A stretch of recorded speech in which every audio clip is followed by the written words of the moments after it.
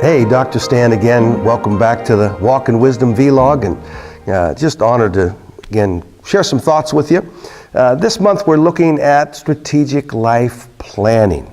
I remember, years ago I was on staff and was just as a kid was a part of Youth for Christ, and they have Youth for Christ had what they called a balanced life philosophy.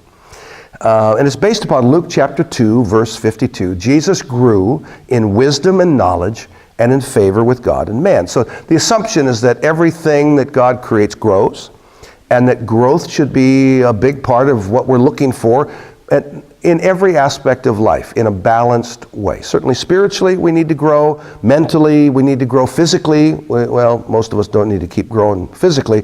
But anyway, if we're adults, and relationally, we need to continue to grow. Well, coaching and the things related to coaching, the questions that we ask, really relate oftentimes to these probably 4 areas of life. We want to see people grow and change. And part of the coaching process is to help people to examine their spiritual life, their financial life, their business life, their relational life, whatever aspect that they feel like they're struggling in. It's to get them to look at those areas of life and then help them to develop a plan to be able to overcome, to develop, to strengthen, to expand, or whatever the case may be. So as a coach, you're coming alongside someone to help them to do that. Now again, what we're talking about is helping people through the coaching process. And as I mentioned, I've written a book called Strategic Life Plan, and it's the primary textbook for our Christian life coaching program.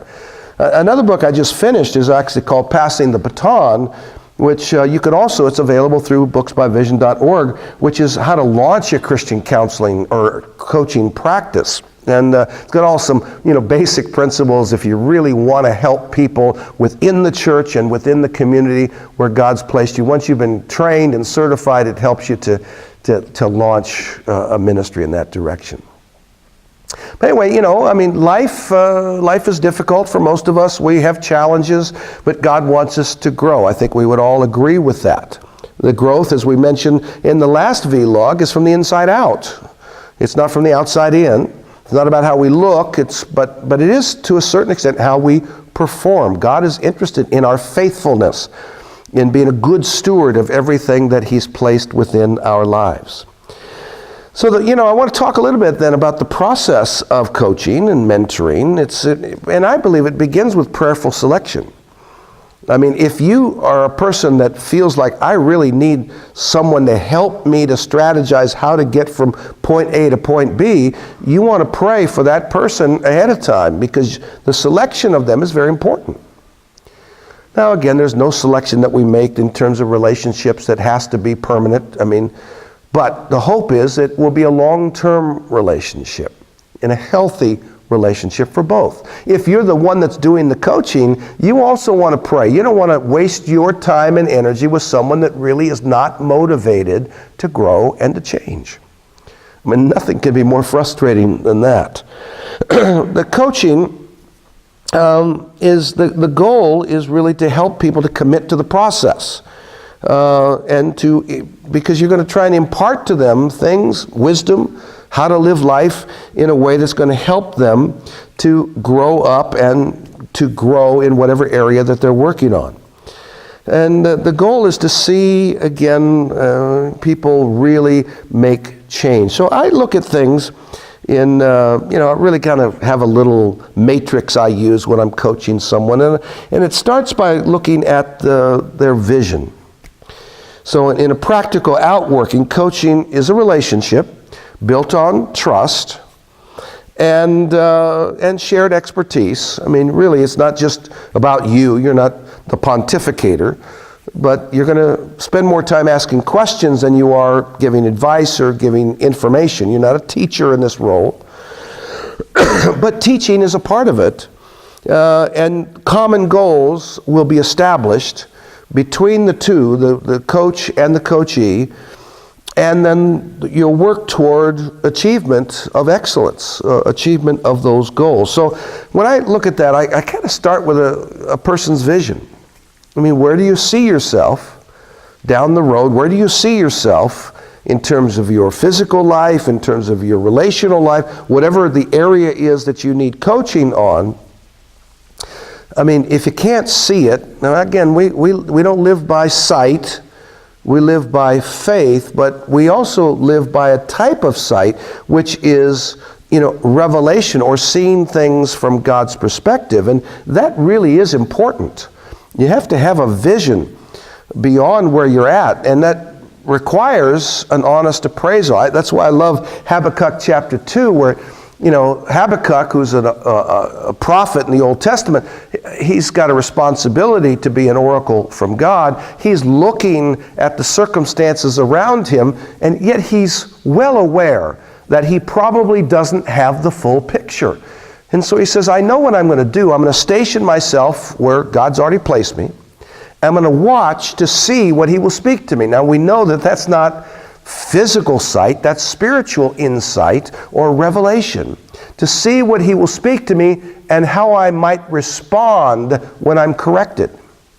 In other words, he already knew that he wasn't seeing things correct, and he wasn't focusing on the goal that God had, which is answered in the 14th verse, for the earth shall be covered with the knowledge of the glory of the Lord as the waters cover the sea. Don't worry about it, Habakkuk. Yes, this is all just temporary. You're going to see the fulfillment, or the fulfillment of all the things God has spoken will come to pass. Now that's the big vision.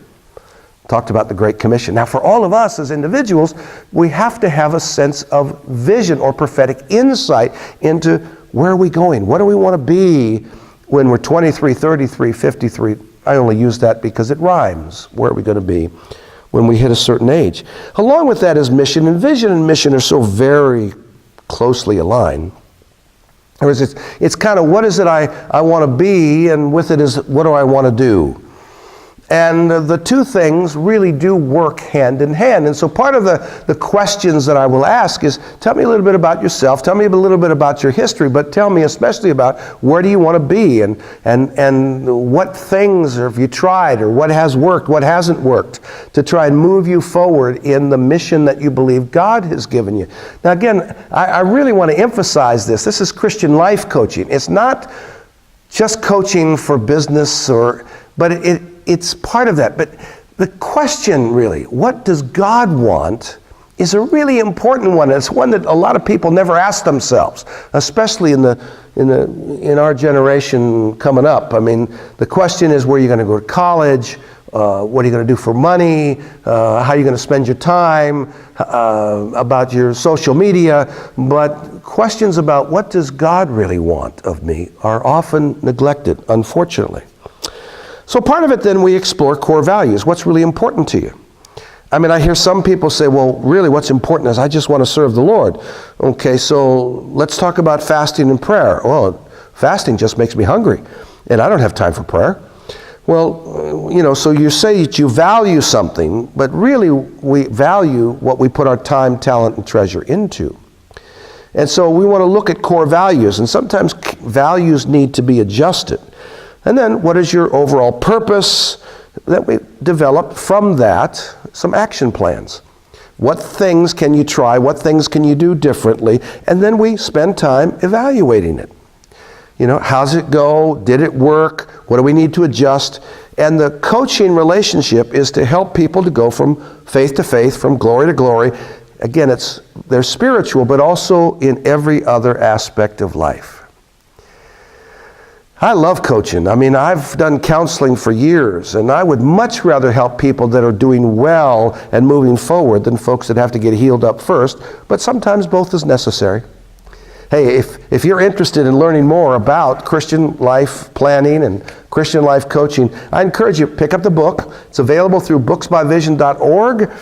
And again, I hope this has been a bit helpful to you. Read the article, and next month we'll have a brand new thing that we'll be looking at. I don't remember what it is because I haven't been told yet, but I'm sure by the grace of God it'll be good. Blessings to you.